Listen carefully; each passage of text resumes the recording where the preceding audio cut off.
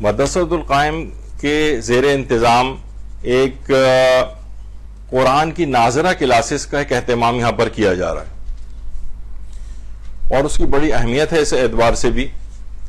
دیکھیے ابھی میں اس کی تفصیل تو خیر آپ کو یہاں مدرسے کی انتظامیہ سے پتہ چل جائے گی. دو چار باتیں میں اس سلسلے میں یہ کہہ دوں کہ دو چیزیں خاص طور پر ایسی ہیں. ویسے تو جو کچھ بھی ہے آپ کو، جیسے مسائل فقہ آپ سیکھ رہی ہیں، آپ کو اسی دنیا میں مسائل کو سیکھ کر اس کے مطابق عمل کرنا ہے. دو چیزیں البتہ ایسی ہیں کہ اگر کوئی شخص معذور اور یہاں پر نہ سیکھ سکے تو مرنے کے بعد ان کی تعلیم دی جائے گی. ان میں ایک تو ہے ولایت حضرت امیر المومنین علی ابن ابی طالب علیہ السلام.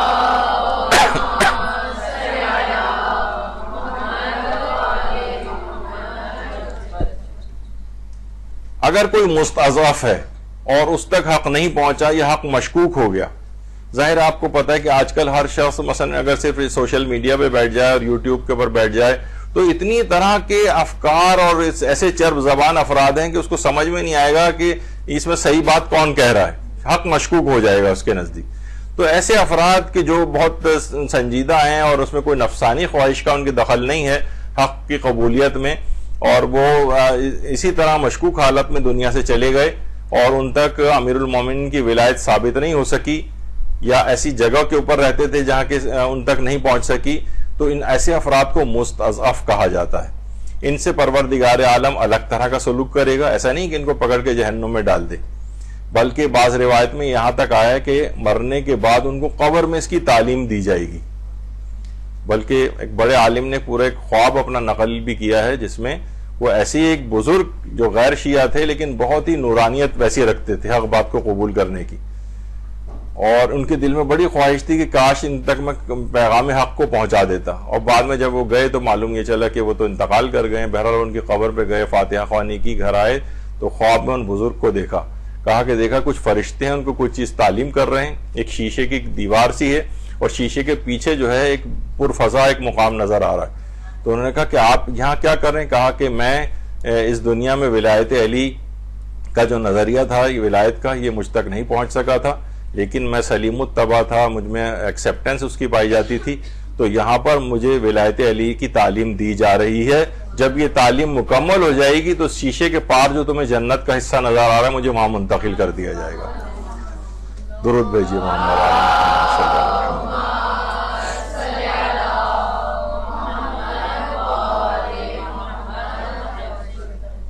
اسی طریقے سے ایک تو امیر المومنین کی ولایت ہے، اس کی تعلیم دی جائے گی، اور دوسرا قرآن کی تعلیم دی جائے گی اگر کوئی شخص قرآن یہاں نہیں صحیح طور پر پڑھ سکا. ویسے دیکھیے عام طور پہ بزرگ حضرات ہیں اس سلسلے میں بڑے شرماتے ہیں کہ اب ہم بڈھے توتے کیا پڑھیں گے، ہماری اب اتنی عمر ہو گئی، اب پڑھتے ہوئے کیا اچھے لگیں گے. تو اس کے اندر کچھ نہیں. کتنے میں بزرگوں سے ایسے واقف ہوں جو 70-75 سال کی عمروں میں انہوں نے قرآن پڑھنا شروع کیا اور قرآن کو سیکھ کر پھر اس دنیا سے گئے. تو بہرحال قرآن کے متعلق بھی یہ چیز ملتی ہے کہ قرآن کی تعلیم بھی اس کو دی جائے گی. لیکن بڑی شرمندگی کا باعث ہوگی کہ اس دنیا کے اندر آئے، ایک بھرپور زندگی گزاری اور تلاوت قرآن کو بھی صحیح طور پر نہ سیکھ سکے. بہت سے لوگ کہتے ہیں کہ اچھا کیا ہم بسم اللہ بسم اللہ بسم اللہ پڑھ سکتے ہیں ہر آیت پر انگلی رکھ کے؟ تو بھائی وہ بسم اللہ پڑھنے کا تو ثواب ملے گا، لیکن تلاوت قرآن کا اس لحاظ سے ثواب نہیں ملے گا کہ آپ کہیں کہ پورا میں نے قرآن بسم اللہ پڑھ کے اس طرح سے جو ہے وہ ختم کیا ہے. تو اچھا، اب جو قرآن کی بھی جو قرات ہے اس کو صحیح طور پر انسان کو سیکھنا چاہیے. اس کا ایک تو واجب حصہ ہے جس میں نماز کے جو سورے ہیں جو آپ پڑھیں گی وہ آپ کو صحیح طور پر پڑھنے آنے چاہیے. نمازوں کے جو اذکار ہیں، رکوع، سجدہ، تشہد و سلام، تکبیرۃ الاحرام، یہ آپ کو بالکل صحیح عربی میں پڑھنے آنے چاہیے. یہ تو واجب حصہ ہے، تو ہر شخص کو کرنا ہی کرنا ہے. اور ایک مستحب حصہ ہے. مستحب حصہ جو عام تلاوت قرآن ہے، یعنی آپ عام طور پر قرآن جو پڑھتی ہیں اس کو صحیح طور پر آپ کو پڑھنا آنا چاہیے. ورنہ بڑی شرمندگی کا باعث ہوگی کہ مرنے کے بعد وہاں پر تعلیم دی جا رہی کہ دنیا میں پوری 70 سال کی زندگی گزار کر آئے اور وہاں پر پڑھا ہی نہیں انہوں نے، اور وہاں پر انسان کو ہوگا کہ سب لوگ تو نعمتوں سے مستفید ہو رہے ہیں اور یہ پہلے وہاں اپنا ٹریننگ کورس مکمل کر رہے ہیں، کم سے کم قرآن کی تعلیم جو ہے پہلے حاصل کر لیں.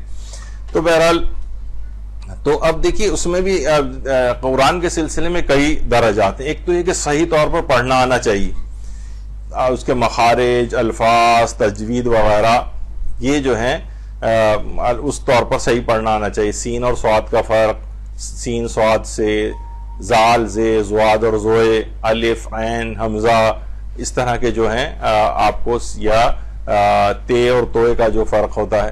تو بہرحال یہ صحیح طور پر پڑھنا آنا چاہیے. اچھا, جب یہ پڑھ لیتے ہیں بعض اوقات اس میں اتنی فاش غلطیاں ہوتی ہیں کہ بجائے ہم دعائیہ کلمے کے وہ تو تقریباً کفریہ کلمہ جیسا بن جاتا ہے بعض اوقات. درود کے اندر بھی ہم دیکھیں اس کے اندر صلی کے بجائے صلی سین سے پڑھا جاتا ہے, تو معنی تبدیل ہونے کے امکانات ہوتے ہیں. اور خود الحمد جب ہم پڑھتے ہیں تو اس کے اندر بہت سارے حروف مہمل ادا کر رہے ہوتے ہیں, مثلاً کیو, کنا, کنس وغیرہ, یہ الحمد کے اندر مہمل قسم کے جو الفاظ جو ہیں وہ آ رہے ہوتے ہیں.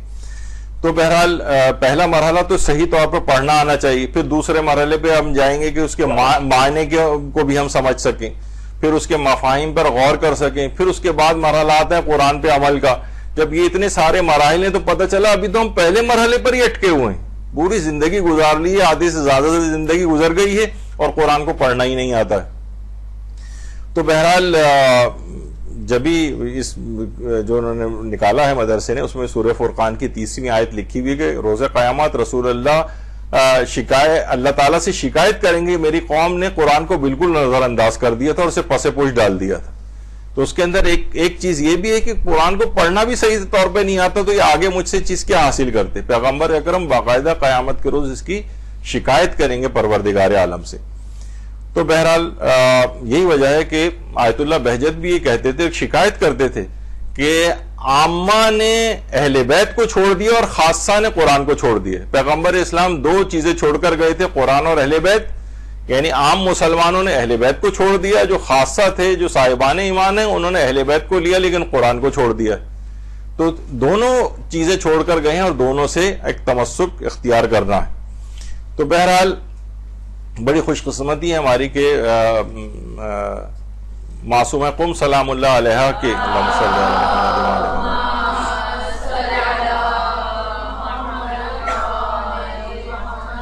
وہاں کے روضے کی طرف سے جو قرآن کے مختلف کورسز جو کنڈکٹ وہاں پر کرتے تھے اور سالہ سال وہاں پر تربیت دیتے رہے مولانا حامد ہاشمی صاحب, ان سے ہمارا جو ہے وہ رابطہ ہوا ہے اور انہوں نے یہاں پر آمادگی ظاہر کی ہے اور انہوں نے کہا ہے کہ میں چند مہینوں میں بہترین ان کو قرآن پڑھنا سکھا دوں گا.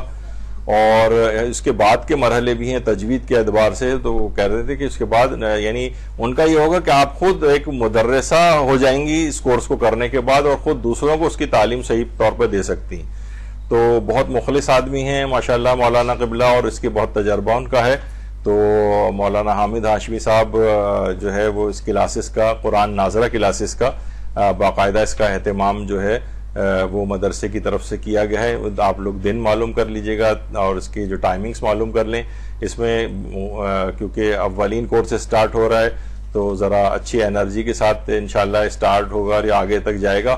یہ دن تو ایسے ہی گزرتے چلے جائیں گے, جو نہیں بھی داخلہ لیں گی ان کے بھی دن ایسے ہی گزر جائیں گے. تو بہت فرق پڑے گا کہ چند مہینوں کے بعد ہی ایک اس علوم میں ماہر ہو گئیں اور بہترین ایک مدرسہ بن گئی, اور جبکہ دوسری انہی کے ساتھ بیٹھنے والی جس نے اس کورس میں ایڈمیشن نہیں لیا وہ ایسی رہیں. تو بہرحال ایک اس کے بعد ایک محرومی کا احساس ہوگا. تو کوشش کریں. اس کے بعد درجے بھی ہیں اس کے کچھ آگے کی طرف بھی, وہ آپ کو کس طریقے سے قرآن کے سلسلے میں آگے لے کر جائیں گے وہ انشاءاللہ آگے کے اگلے کورسز ہم آپ کو پھر بعد میں اس کو انفارم کریں گے. تو کوشش یہ کریں کہ اس میں جتنی بھی خواتین لے سکیں اس میں ایڈمیشن. تو بڑی خواہش ہے کہ مدرسے میں اور سب چیزوں کی بھی تو ہو, لیکن ایک بڑی عرصے سے خواہش ہم سبھی لوگوں کی انتظامیہ کی تھی کہ قرآن کے سلسلے میں بھی کوئی خدمت الگ سے پروردگار عالم جو ہے اس مدرسے سے لے لے. تو انشاءاللہ امید ہے کہ یہ خدمت اب ہو جائے گی, لے لی جائے گی, اور پروردگار عالم انشاءاللہ اس کو قبول فرمائے گا.